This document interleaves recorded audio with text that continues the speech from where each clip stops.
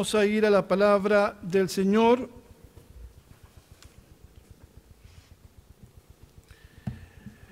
He titulado a esta reflexión, a esta predicación, como allí dice, un caso de liberación, basado en un pasaje bastante conocido para ustedes del Evangelio y que vamos a leer para tenerlo presente en nuestra memoria.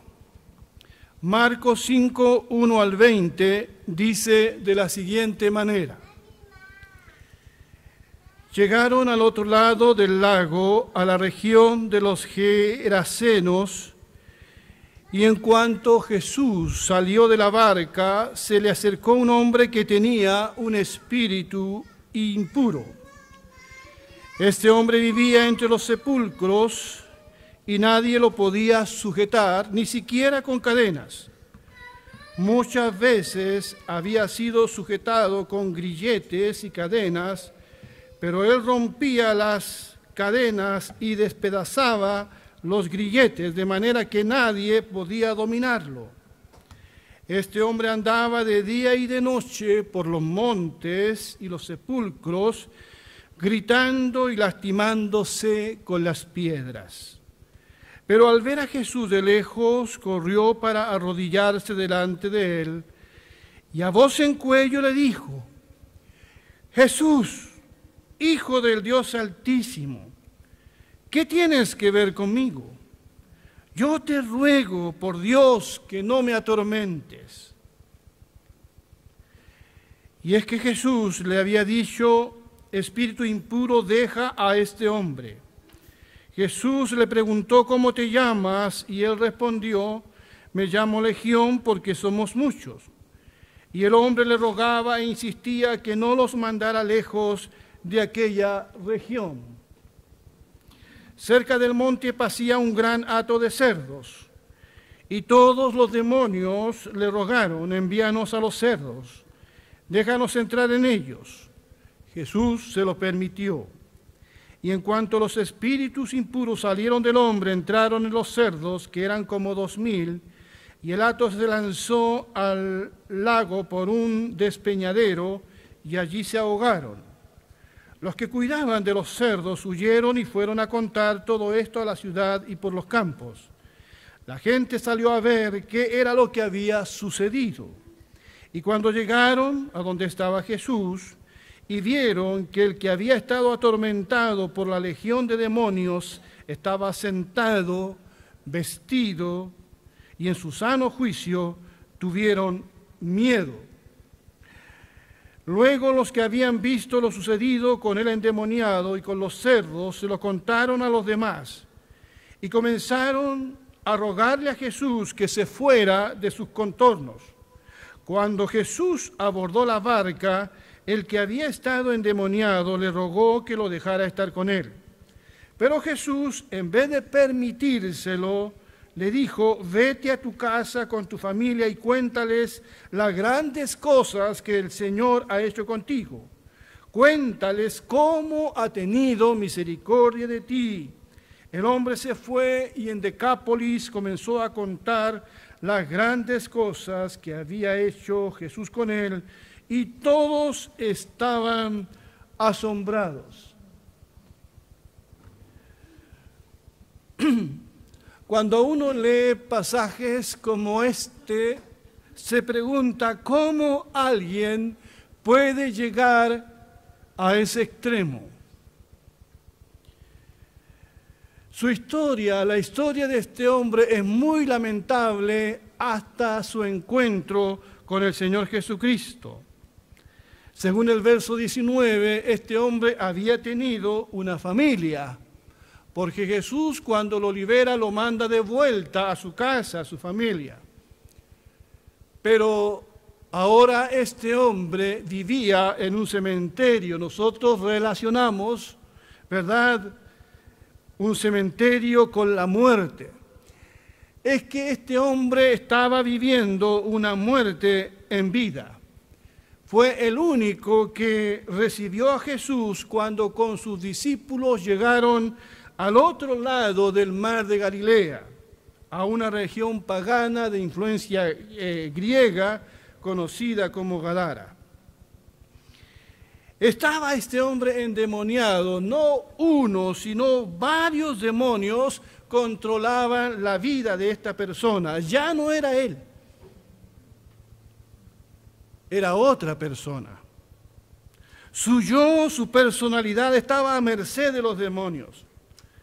Cada cierto tiempo el demonio mostraba su propia personalidad a través de esta su víctima. Hoy por hoy la posesión se da en algunos casos, pero mucho más la aflicción y la opresión demoníaca.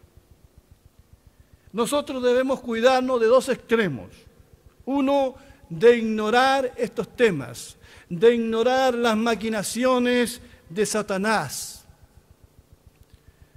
Y el otro extremo es sobredimensionar a Satanás y a los demonios. Este era un hombre incontrolable, lleno de ira, extremadamente violento. Según la versión de Lucas, no usaba ropa alguna. Y según la versión de Mateo, nadie se atrevía a pasar cerca de este hombre. Entonces era un hombre bastante temido. Gritaba entre los montes y el cementerio. Y se dañaba a sí mismo, dice la Escritura, con piedras puntiagudas. Eso es muy común hoy de personas que se dañan a sí mismos sin estar endemoniados. Como este hombre ya no podía herir a otros porque lo habían aislado, se hería a sí mismo. Así que este hombre despierta la compasión de todos nosotros también. Lo que este hombre es, pero también lo que este hombre representa y que diré más adelante. Este hombre no era así. Vivía entonces en su pueblo con las demás personas, pero de repente empieza a actuar de manera extraña y violenta. Y no hallaron qué hacer con él, porque hay ciertas cosas a nosotros que realmente nos recuerdan que somos seres humanos nomás. Hay situaciones que nos sobrepasan y no hallamos qué hacer. ¿Qué hacer? Como muchas cuestiones y situaciones que están pasando en nuestro país. ¿Cómo resolvemos el tema de la violencia, de la delincuencia, del narcotráfico, de la corrupción? El ser humano y la política no va a resolver ese problema. Y ellos lo sacaron entonces de la comunidad. Como era un peligro, quisieron atarlo con cadenas para que no lastimara a otros, pero él rompía las cadenas una y otra vez. Finalmente lo sacaron del pueblo y se fue a vivir al cementerio. Cuando este hombre vio al Señor Jesucristo, la Biblia dice que se arrodilla delante de él. Y Jesús le dijo al demonio que poseía a este hombre, le dijo: sal de este hombre, espíritu inmundo. Jesús no le habla al hombre, le habla al demonio que está en ese hombre. Y lo curioso es la respuesta. Dice, y el demonio replica gritando: Jesús, Hijo del Dios Altísimo, ¿qué tienes que ver conmigo? Yo te ruego por Dios que no me atormentes. Ni los fariseos, ni los saduceos, ni los más altos dignatarios, ni los entendidos en la ley pudieron reconocer a Jesús como el Hijo del Dios Altísimo, pero estos demonios sí lo reconocen. Lo reconocen. Incluso le ruegan. Hacen una oración a Jesús. Yo te ruego por Dios que no nos atormentes. Y esto me recuerda las palabras de Santiago 2:19, que dice: tú crees que Dios es uno, haces bien. Pero no te olvides de esto, pues también, dice, los demonios creen y tiemblan. Hay muchas personas que son religiosas, que creen intelectualmente en Jesucristo como el Hijo de Dios. Pueden inclusive rogarle para que les ayude en determinadas ocasiones de su vida cuando están muy apurados. Se encomiendan a Él durante un viaje, cuando están con problemas económicos, y mucha gente, ¿verdad?, crédula, más que creyente en Jesús. Pero no son hijos de Dios, no son salvos, porque no reconocen a Jesús de todo corazón, no lo confiesan como Salvador. Le pueden pedir cosas, pero no hacen la voluntad de Dios, como estos demonios también.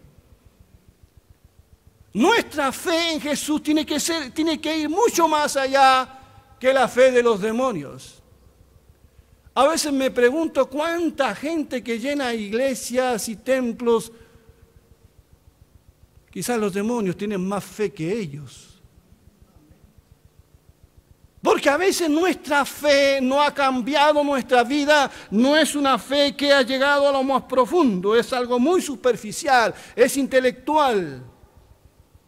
Pero la palabra de Dios dice que si no confesares con tu boca que Jesucristo es el Señor y creyeres en tu corazón que Dios le levantó de los muertos, entonces serás salvo. Antes no.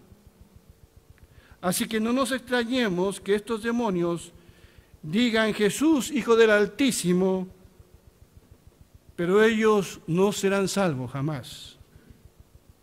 Porque no todo el que me dice, Señor, Señor, sino el que hace la voluntad de mi Padre que está en los cielos. Jesús le pregunta a este hombre, o al demonio, perdón, ¿cómo se llamaba? ¿Por qué Jesús pregunta si él todo lo conoce? No sé, yo creo que era para mostrar a los discípulos que están callados hasta ese momento, no hablan, seguramente están muy asustados. Jesús les quiere demostrar que su poder y su autoridad no tiene límites. Y la respuesta que recibió Jesús fue: me llamo Legión, dice el demonio, porque somos muchos. Con esa respuesta el demonio quiere de alguna manera amedrentar a Jesús. No te metas con nosotros, somos muchos. Una legión romana estaba constituida por cerca de 6.000 soldados, a veces más, a veces menos. Y todos los que estaban allí sabían lo que era una legión romana. Las legiones de soldados romanos avasallaban pueblos, esclavizaban a hombres y mujeres. Eran los amos y señores y respondían a una estructura jerárquica. Al decir el demonio que se llama legión, está usando una expresión que todos conocen. Le está diciendo a Jesús: cuidado, somos muchos. Somos un ejército de demonios y hemos venido a matar, a robar y destruir. Tenemos una estructura jerárquica, somos muchos, estamos organizados, listos para luchar y somos muy poderosos. Esto me recuerda ese conocido pasaje de Efesios cuando Pablo habla y dice: por lo demás, hermanos míos, manténganse firmes en el Señor y en el poder de su fuerza, no nuestras fuerzas. Revístanse de toda la armadura de Dios para que puedan hacer frente a las acechanzas del diablo. La batalla que libramos no es contra gente de carne y hueso, sino contra principados y potestades, contra los que gobiernan las tinieblas de este mundo, contra huestes espirituales de maldad en las regiones celestes.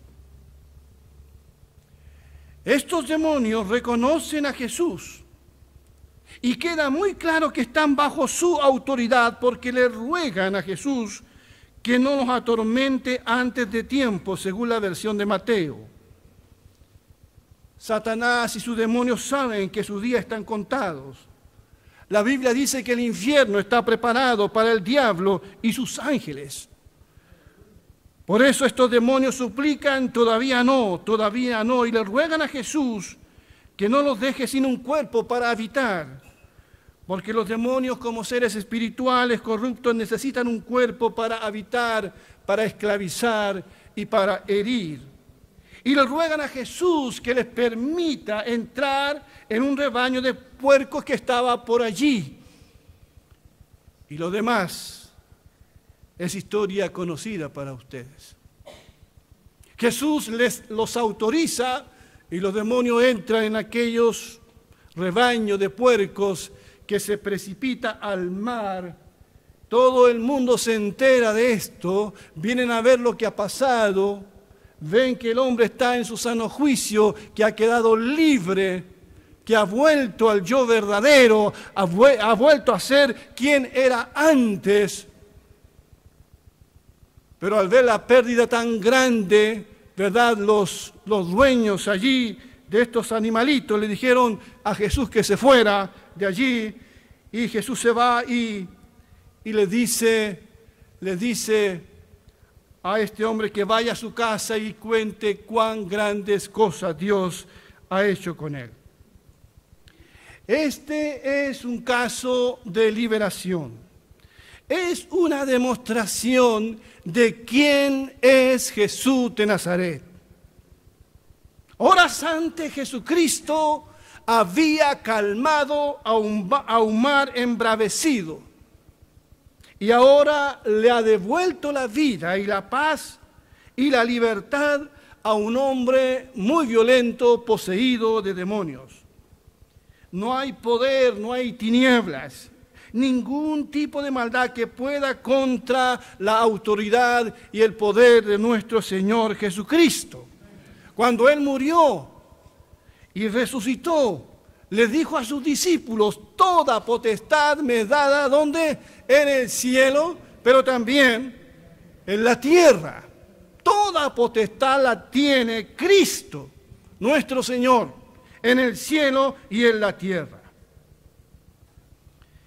Este relato es un testimonio, hermanos y amigos, de que los demonios, el pecado y Satanás pueden realmente destruir la vida de un ser humano. Lo pueden atar, lo pueden destruir, pero también es un testimonio de lo que Jesús puede hacer en la vida de una persona. Este hombre vivía en soledad, atado por poderes que lo sobrepasaban, con serios conflictos en su personalidad, pero Jesús se encuentra con él. Jesús lo ve, Jesús lo ama, Jesús lo sana, lo libera, lo devuelve a su familia en su sano juicio. Cuando Cristo llega a nuestra vida, a esta vida desordenada que tenemos a veces, Él pone orden, Él pone paz y nos da la verdadera libertad. Todo es obra de Él. Este hombre, el hombre que no sabemos cómo se llamaba, no me refiero al demonio que tenía, el hombre jamás le pidió ayuda a Jesús. Pero Jesús le devuelve la vida. Eso nos demuestra que la salvación es obra de Dios, desde el principio hasta el fin. No me elegisteis vosotros a mí, dijo el Señor, sino que yo los elegí a ustedes. A veces pensamos, yo soy salvo porque un día creí, porque un día me arrepentí, y a veces pensamos que todo es por nosotros. Estamos muertos en delitos y pecados, sin ninguna capacidad de reaccionar a la palabra del Señor, nuestra conciencia adormecida, pero Dios tuvo misericordia de nosotros. Este hombre no pidió ayuda, pero Jesús lo libera, porque todo es por Él y para Él, bendito sea su nombre. Esta historia bíblica real nos devuelve la esperanza de que con Jesús nada está perdido, porque si este hombre fue libre, también muchos pueden serlo hoy. Jesús en una oportunidad citó al profeta Isaías, y él dijo: lo que Isaías dice lo dijo de mí. Lucas 4:18, el Espíritu del Señor está sobre mí, me ha ungido a proclamar buenas noticias a los pobres, me ha enviado a proclamar libertad a los cautivos, a dar vista a los ciegos, a poner en libertad a los oprimidos. Con estas palabras del profeta, porque es un pasaje mesiánico, Jesús toma este pasaje y dice: hoy se ha cumplido esta escritura delante de ustedes. Del que habla Isaías soy yo, y he venido, y el Espíritu Santo está sobre mí, para dar buenas noticias a los pobres, aquellos que son pobres del espíritu, pero ¿por qué no decirlo también? Aquellos que por la injusticia social son pobres también económicamente. Me ha enviado a proclamar libertad a los cautivos, a toda suerte de cautivo, a poner en libertad a todos los oprimidos, no solamente espiritualmente, sino aquellos que son oprimidos por la religión, por las sectas, por los hombres, que ponen carga en las personas, ¿verdad?, como si fueran dioses. Pero Jesús Cristo ha venido a dar vista a los que están ciegos para que puedan ver su salvación, para que puedan ver lo que hizo Él en la cruz con su muerte y resurrección, a poner en libertad a todos aquellos que están oprimidos. Y no me refiero solo a oprimidos de demonios, sino oprimidos por sus pecados, oprimidos por cadenas, por trancas o traumas, dolores, aflicciones, injusticias. Él vino a eso. Existen muchos hombres y mujeres sufriendo hoy diversos tipos de ataduras. Quiero mencionar algunas de ellas. ¿Cuáles son esos, entre comillas, demonios que hoy veo actuando en la vida de muchas personas? A veces estos, entre comillas, demonios son tan poderosos que ni las amenazas, las advertencias impiden que el hombre se entregue al pecado y a lo más degradante. Pensemos, por ejemplo, en aquellos que son esclavos de la lascivia, del deseo sexual sin control, conocido también como lujuria. Vivimos en una de las épocas más erotizadas, permisivas que se haya conocido. Tanto hombres como mujeres, esclavos de pasiones desordenadas y sin control de sí mismos, como este hombre. Allí en Romanos capítulo 1, versos 25 al 27, dice: ya que cambiaron la verdad de Dios por la mentira, honrando y dando culto a las criaturas antes que al Creador, el cual es bendito por los siglos. Por esto Dios los entregó a pasiones vergonzosas, pues aún sus mujeres cambiaron el uso natural por el que es contra naturaleza, y de igual modo también los hombres, dejando el uso natural de la mujer, se encendieron en su lascivia unos con otros, cometiendo hechos vergonzosos, hombres con hombres, y recibiendo en sí mismos la retribución debida a su extravío. En Romanos capítulo 1, el apóstol Pablo habla de la degradación moral y espiritual en la que ha caído el hombre en su alejamiento de Dios. El hombre lascivo en muy poco se diferencia a este hombre endemoniado. Anda en los peores lugares, ha perdido a su familia y quiere salir de su esclavitud, pero no puede salir. Los espíritus inmundos salieron y entraron en los puercos. Los demonios entran en los hombres que viven como los puercos, que hacen del barro su hábitat y que parece que nunca se llenan con nada, nada les satisface, revolcándose en la lujuria. ¿Y qué diremos del que es esclavo, entre comillas, del demonio de la avaricia? Este deseo desordenado de poseer y poseer cosas, riquezas materiales, con la única intención de tenerlos guardados para sí mismo, más allá de lo que realmente se necesita. Este deseo excesivo de placer, estatus y poder, eso es la avaricia. La codicia es su pariente cercano. ¿Quién detiene al avariento? No hace caso a amenazas, consejos, ni familia. Quiere llegar rápido a la cima a costa de herir a muchas personas y de herirse a sí mismo. A costa de transgredir la ley, estar sobre ella o en el límite. Soborna, corrompe. El codicioso rompe todos los límites como este hombre endemoniado. Y al igual que ese hombre está solo, desconfía de todos. Y si alguien intenta detenerlo, lo ataca.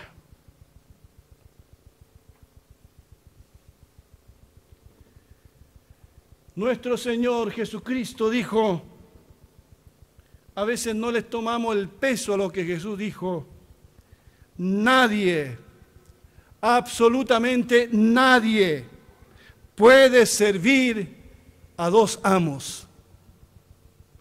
Pues odiará a uno y amará al otro. Será leal a uno y despreciará al otro. No se puede servir a Dios y al dinero. ¿Cuántos dicen amén? No podemos adorar a Dios y adorar el dinero porque nos haremos esclavos del dinero. Y después no podemos sacarnos esa atadura y nos complicará la existencia. Pablo escribe a Timoteo y le dice, pero los que viven con la ambición de hacerse ricos caen en la tentación y quedan atrapados por muchos deseos necios y dañinos que los hunden en la ruina y la destrucción. Pues el amor, la idolatría al dinero es la raíz de toda clase de mal. Vea lo que está pasando en nuestra sociedad. Es la raíz de toda clase de mal y algunas personas en su intenso deseo, dice, por el dinero se han desviado de la fe verdadera y se han causado muchas heridas dolorosas. ¿Tiene esto relación con la historia de este hombre? ¿O me he ido por otro lado? Yo hice esta relación de lo que hoy puedo ver en nuestra sociedad. Es curioso que cuando los gadarenos se enteran de la liberación de este hombre que había estado endemoniado, tienen de alguna manera sentimientos encontrados. Por un lado es posible que se alegraron por ese hombre. Por fin tenemos a Elías de vuelta, o como se haya llamado.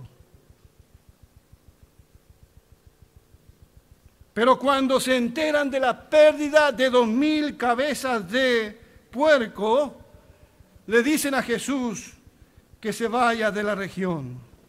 Le ruegan a Jesús que se vaya. Todo está bien con Jesús y con ese hombre, pero Jesús, no te metas con nuestras posesiones. Todo está bien hasta que vieron arrojado al precipicio sus cerdos. Todo está bien con Jesús hasta la multiplicación de los panes, pero no hasta la cruz. Estos hombres estaban tan esclavos como el endemoniado. Preferían las 2.000 cabezas de cerdo a tener a Cristo viviendo entre ellos, a tener un problema espiritual resuelto. Y comenzaron a rogarle que se fuera de su región. ¿Y qué fue lo que hizo Jesús? Se fue. Se fue. Si tú le dices que se vaya, Él se va a ir. Si tú le dices, Jesús, ven a mi vida, Él vendrá a tu vida. El que a mí viene, yo no le echo fuera. Jesús se fue. Pensemos, para terminar, en los que son esclavos, entre comillas, del demonio de la violencia. Son personas incontrolables. ¿Cómo se ha incrementado la violencia doméstica, la violencia intrafamiliar, la violencia en el pololeo, la violencia en nuestras calles? Todos los días, pero si es todos los días, escuchamos casos graves de violencia con resultados de muerte. En la mayoría de los casos da que pensar que sea solo un arranque de ira, un arranque de celo de una mente enfermiza. Creo que hay mucho más que eso detrás.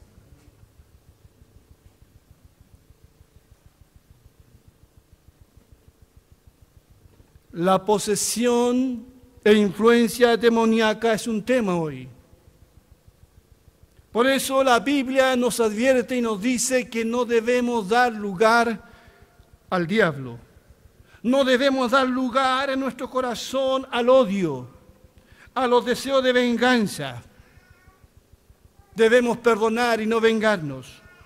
No debemos dar lugar al pecado. Muchas personas se entregan al pecado de una manera tan grotesca y baja que cada día descienden más bajo y son después presa de ataduras espirituales. Y ya no pueden salir. Otros, por curiosidad o a sabiendas, se entregan a prácticas ocultas y no saben el peligro en el que se meten. No busquemos respuestas en esas cosas. Busquemos respuesta siempre en la palabra del Señor. Estoy de acuerdo cuando un escritor cristiano dice, comillas, la liberación, escucha bien lo que dice porque lo considero interesante, la liberación de la opresión, de las tinieblas y la obra engañosa de Satanás llega en la mayoría de las veces por el poder de la verdad y solo de manera muy extraña por el exorcismo. Por eso Jesús dijo en una oportunidad, y fue leído denantes, conoceréis la verdad, dijo, y es la verdad la que a ustedes los hará libres. Y Jesús dijo, yo soy el camino, la verdad y la vida. Nadie va al Padre sino a través de mí. Y en una oración al Padre le dijo, tu palabra es verdad. La verdad de Dios nos libera. La mentira del diablo nos esclaviza. Satanás busca por todos los medios posibles de negar la verdad de Dios y su palabra hoy en día, y mucha gente está siendo esclavizada por ataduras de pecado. Allí en Génesis capítulo 3 vemos este conflicto entre el hombre y Satanás. Dios había dado una clara advertencia. Y su palabra era verdad.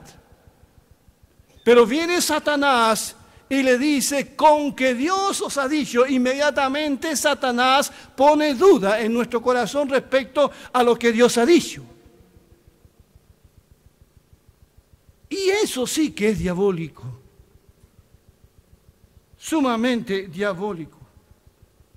Una de las mentiras del diablo, por ejemplo, es que el pecado no trae consecuencias, que Dios miente, que Dios no nos ama, que ya no hay vuelta atrás, que no hay esperanza.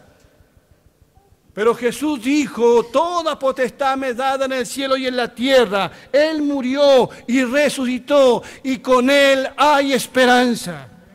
No creamos la mentira de Satanás. Nosotros, cada uno de nosotros es valioso para Dios. Fuimos creados a su imagen y semejanza y por eso Satanás nos odia tanto. Porque el hombre lleva en sí la imagen de Dios. La imagen de Dios. Por eso es tan importante lo que dice el apóstol Pablo a Timoteo. Miren lo que dice. Que con mansedumbre corrijan a los que se oponen, porque si quizá Dios les conceda que se arrepientan para conocer la verdad. Es el conocimiento de la verdad lo que nos libera y escapen del lazo del diablo en que están cautivos a voluntad de él. Así que más que el exorcismo es el conocimiento de la palabra, es la ignorancia de la palabra, es lo que tiene a muchos pueblos en la oscuridad, en el atraso, a veces en la pobreza espiritual y también material, al pensar que no son capaces de desarrollarse. Es la falta de conocimiento de la palabra de Dios. Tienen los hombres allí cautivos a merced de Satanás. La esclavitud de la que Jesús libera es ante todo la esclavitud de la mentira, de la ignorancia y del pecado. Por eso apenas vio a ese paralítico que era atraído por 4 personas, antes de cualquier otra cosa, ¿qué fue lo que Jesús le dijo? ¿Qué le dijo más fuerte? Levántate y camina. No, no le dijo eso. Le dijo, hijo, tus pecados te son perdonados. Jesús fue a lo más profundo, tus pecados te son perdonados. No importa si caminas o no, no importa si usas silla de ruedas o caminas en tus 2 pies. Lo más importante es que tus pecados sean perdonados. Que seas libre de la maldición del pecado, del poder del pecado. Eso es lo más importante. Que seas libre espiritualmente de todos estos demonios que hoy día esclavizan a las personas. Nosotros miramos a este endemoniado y podemos pensar, ¿qué cosa más grotesca? ¿Acaso no es grotesco lo que hoy sucede?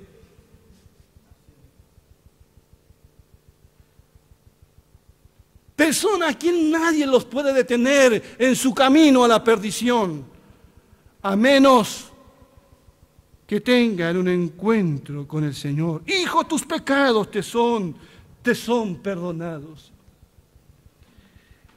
Este ha sido un caso de liberación. El hombre fue restaurado. Quería ir con Jesús. Y posiblemente quería ir con Jesús porque tenía miedo que los demonios otra vez lo poseyeran. Pero eso es imposible. Cuando una persona rinde su vida a Jesús, la Biblia dice que pasamos a ser templo del Espíritu Santo. En nosotros mora el Señor. Mora el Señor. Y Él nos protege. Es en el poder de su fuerza, no de mis fuerzas. Jesús no le permitió que fuera con él. Le dijo, no. A mí no me dejan estar aquí, a mí me están echando. Tú vas a ser el que va a ir a este pueblo a proclamar cuán grandes cosas ha hecho el Señor contigo. Debes volver a tu familia, debes volver a tu comunidad, porque mis queridos hermanos, es más fácil ir en un viaje misionero al extranjero y predicarle a gente que tú no conoces, que volver a casa y predicar el Evangelio a los que tú sí conoces.